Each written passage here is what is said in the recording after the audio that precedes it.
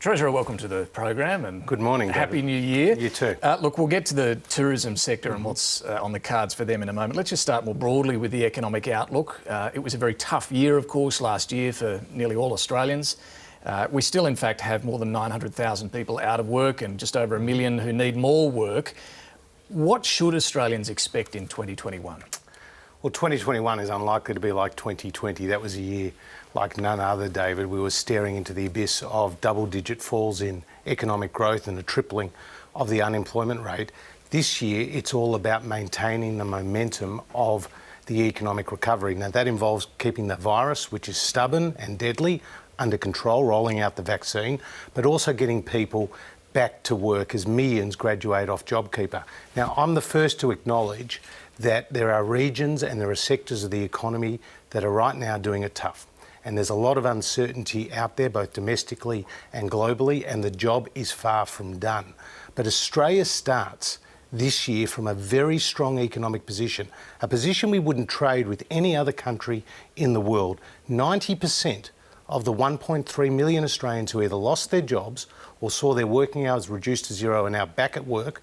We've seen quarterly growth have its biggest increase since 1976, and consumer and business confidence are back to a pre-pandemic level. So that's why Chris Richardson, David, who's a very noted economist, has said here in Australia the glass is more than half full and filling fast. Still a way to go to get back to where we were. Unemployment's still at 6.6%. Do you still think it will reach the 7.5%, which was your most recent budget forecast? That was the MyEFO forecast, and that was at the end of the March quarter. The next forecasts will be in the budget itself in May. But I acknowledge too that the labour market has outperformed expectations. We've seen 320,000 jobs being created in the last 3 months. What will determine the trajectory in terms of the unemployment rate is going to be how much household consumption will increase going forward. We've seen that around $200+ billion has been accumulated on household balance sheets and business balance sheets. That was not there last year, and government support. So that money is to be spent. But also the Morrison government's JobMaker program, which is the hiring credit infrastructure spending that we brought forward. So will unemployment still get up to 7.5? Let's wait and see. Those forecasts were put in the budget based on the best advice to Treasury, but we have seen improvements in the labour market even since May. So it may not get that high. I don't want to be Nostradamus here. I do want to say that I want to take a wait-and-see attitude to that, because we have always been pretty conservative with our forecasts generally across the economy. Do you still think debt's going to get up to over $1 trillion? Yes. So that won't change? That is the trajectory we're on, because obviously we've made significant spending commitments. OK, but if things are a little better than forecast, unemployment in particular, you're going to save a bit of money. Yeah, we've seen improvements in the budget bottom line, of course, and let's not forget that going into this crisis, we saw welfare dependency at a 30-year low because we'd got that unemployment rate down. Well, that means you could have a bit of extra cash to spend on Newstart, for example. Well, I want to remind you that every dollar we've been spending through this crisis has been a borrowed dollar, and that's really important to understand. So we have to be very cautious about what we spend on. Our spending has been sticking to a set of principles. It's been targeted, it's been proportioned, it's been using existing systems, and we haven't built in structural spending for the longer term. It's been short-term money that has been designed to get people to the other side. My point is you may have a bit extra, based on what you'd forecast to spend, that you could allocate to the unemployed. As I say, there's a lot of unemployed. JobSeeker is meant to stop at the end of March and go back to the old Newstart. Not JobSeeker, the coronavirus supplements. And that, called JobSeeker, go back to the old Newstart rate. Again, we'll make determinations and decisions and announcements prior to that ending. What about for those in work? Wages flat. And yet during the pandemic we've seen billionaires considerably increase their wealth. Are you worried about growing inequality coming out of this?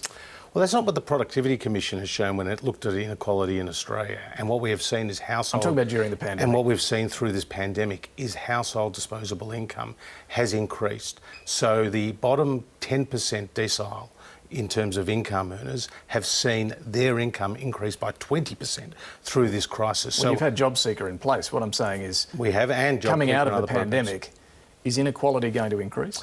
Well, again, the best way to deal with inequality is to get people into work, and disposable income, particularly for those lower income workers, has increased. So I'm confident that we can continue to take on the inequality issue. Let's talk about JobKeeper, and the tourism sector in particular very worried about what happens when that ends at the end of March. Just to be clear, will JobKeeper end at the end of March? Based on what we know today, there should be no expectation that JobKeeper will extend beyond the end of March. It was always a temporary program. More than $80 billion is already out the door, and it's helped support more than 3.5 million Australians. What does that mean, though, for tourism businesses, given international borders are likely to remain closed possibly for another year? What does that mean for them? Well, David, I saw Anastasia Palaszczuk cheekily, and that's to put it lightly, suggest that we should extend JobKeeper. The Morrison government has delivered more than 3 times the amount of money to Queenslanders than the Palaszczuk government has even committed to. And so I'd welcome the state government in Queensland making more of a commitment. Well, some of your colleagues agree with that. Well, what we have done in terms of the tourism industry is not only put in place those economy-wide supports, but also targeted programs, for example, for travel agents, for the airlines, in terms of infrastructure programs that we put in the budget. Now, Treasury's analysing the data in the tourism industry. The Minister, Dan Tehan, is talking to the industry leaders, and we'll consider whatever future targeted assistance may be required. But the key for the tourism sector in Australia is going to be consistency and clarity around border closures, because more than 70 cents in the dollar that is spent in tourism is driven by domestic related tourism. And I was speaking to Alan Joyce. A lot of those ones in Queensland, North Queensland, rely on international tourism. You talk about consistency on borders. Your government shut the border to New Zealand based on one case over there. Well, again, that was based on the advice of the AHPPC, Sure. and it was a unified approach by the central body involving the states as well. But when it comes to domestic tourism and those borders, I was speaking to Alan Joyce. He told me that in January, and for that January period, Qantas and Jetstar cancelled 1,500 flights, 200,000 passenger bookings, that's more than $200 million, into Queensland alone. That's Maroochydore, Gold Coast, Cairns, Hamilton Island. These are tourist destinations in Queensland where more than 200,000 passengers had their bookings cancelled because of those border restrictions that the Premier put in place at the end of December. Okay, but coming back to these businesses though, I mean, just to be clear, you're not going to continue JobKeeper, so no wage subsidy ongoing for there is no intention to extend JobKeeper. We'll look at what targeted assistance is required. But is the message to them, you know, this could be another year or even more before international tourism really gets back to what it was? Well, you've heard the Chief Medical Officer, the Prime Minister, the Health Minister talk about so international borders. should they consider getting out of that game? Well, again, they will be decisions that commercial operators themselves take. What's your message to them? I mean, they're looking for consistency and certainty from the government. What should they do? Firstly, when you talk about tourism, it's a complex supply chain. So it's everything from accommodation and hospitality to the tourism operators, to the airline, to many others along that supply chain. Now, we have been there for them and will continue to support the tourism sector with targeted support as we have done for other sectors that have needed it. Okay, but if you only rely on international tourism for your business, time to think about something else. Well, again, I think there's been great ingenuity, great flexibility shown by Australian businesses and Australian workers through this crisis to adapt and to identify other areas where they can be profitable. On JobKeeper, just while we're talking about it, just can you clarify, were any payments made to dead people?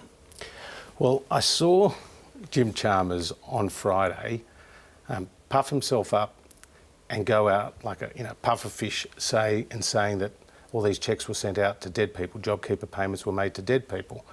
Well, he was contradicted by the ATO, who have put out an official statement saying to the best of their knowledge, they're not aware of any successful payments to deceased persons or other fictitious employees. You see, the ATO have a very comprehensive system of compliance, and this has been an enormous program.